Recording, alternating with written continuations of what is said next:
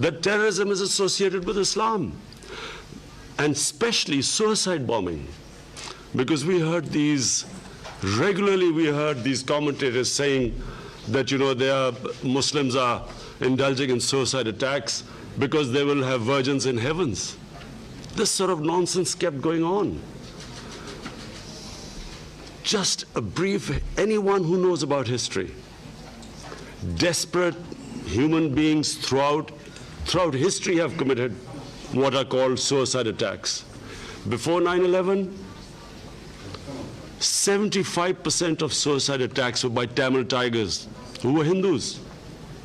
No one talked about Hinduism having anything to do with that, with the suicide attacks. And we have watched so many films of the Japanese suicide attacks on American ships at the end of Second World War. No one blamed their religion, because religion has nothing to do with, no religion has anything to do with terrorism.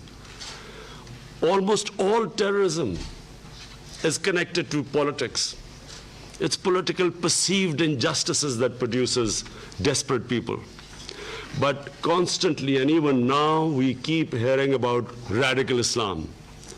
There is only one Islam, the Islam of Prophet Muhammad, peace be upon him, which we follow.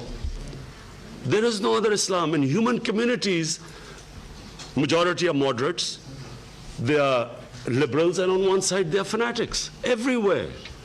What about the white supremacists who walk into and kill 49 worshippers in New Zealand? What has that got to do with religion? So it's very important. This is the best forum. We must talk about it. Muslims must talk about separating terrorism with Islam. Yes, Muslim societies have fanatics, same as Christian societies, same as Jewish societies. And let's not forget that in India, extremists have taken over the country, racial extremists. So, number one, my point is that this has to be addressed.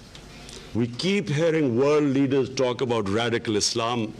It is causing, how is a man in the street in New York supposed to tell who's a radical Muslim and who's a moderate Muslim?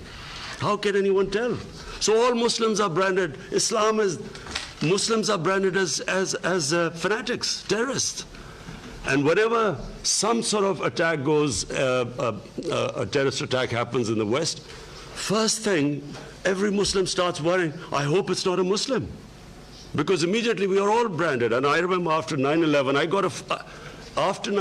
get a phone call from this Western journalist, and he said, aren't you really ashamed of what has happened? There are 1.3 billion Muslims. Am I supposed to be ashamed of what anyone does, any Muslim does? So that's number one point. Second, I have seen this since that awful man Salman Rushdie produced a book called The Satanic Verses.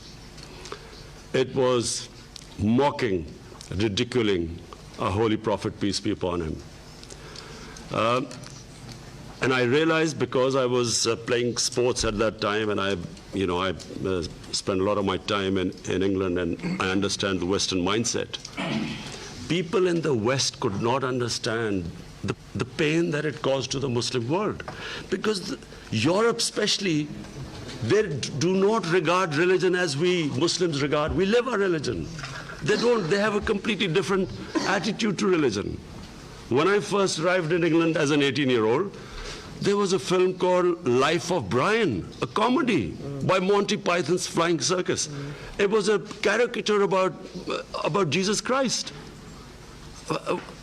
So it was the first shock to me. They don't look at the European societies particularly does not look upon religion like we do. And unfortunately, this I blame us Muslim leaders. We have not explained to the Western societies how painful it is when our prophet is maligned, mocked, ridiculed. It causes, why does it cause so much pain to us? Because the prophet lives in our hearts. And we all know that the pain of the heart is far, far, far greater than physical pain. All we want is, and I think we should convey President Erdogan and other Muslim leaders, we should all convey to the Western leaders, especially the Western leaders, that the way, the sensitive way Holocaust is treated in the West, because it gives pain to the Jewish people. And quite rightly, it should be. The world should be sensitive to them, what gives them pain. Similarly, we want them to be as sensitive to the Muslims. When someone ridicules, blasphemes our Prophet sallallahu alaihi wasallam. And I think it's very important for communities to live together, to understand each other.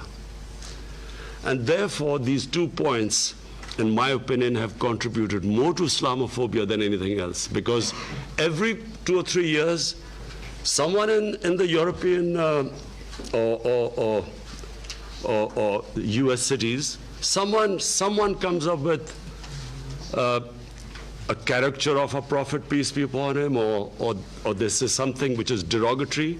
There's a reaction amongst the Muslims, and then everyone says, look what an intolerant religion it is. Immediately the gulf between the communities widens, because they don't understand why it's causing us pain.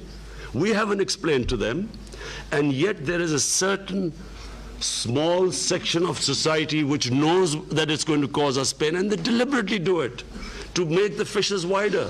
So this is a great forum, the UN. All world leaders are here, and I will be talking about this in my speech on Friday as well.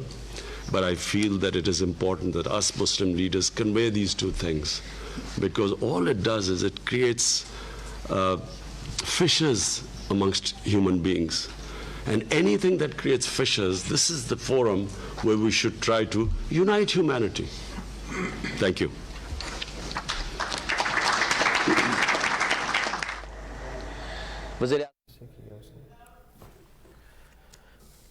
वज़ीर-ए-आज़म इमरान खान इस वक्त तकरीब से खिताब कर रहे थे और नफ़रत अंगेज़ गुफ्तगू के ख़िलाफ़ कॉन्फ्रेंस जारी है। और 9/11 के बाद उन्होंने कहा दहशत गर्दी को इस्लाम से मुंसलिक कर दिया गया। नफ़रत अंगेज़ बयानिए का अजाला किया जाना चाहिए। दहशत गर्दी का ताल्लुक सियासत से है, मज़हब से नहीं है। न्यूजीलैंड मस्जिद में मुसलमानों को कत्ल किया गया, जिसे मज़हब से नहीं जोड़ा जा सकता। न्यूज़ स्टूडियो से फिर वक्त देखते रहिए आप न्यूज़।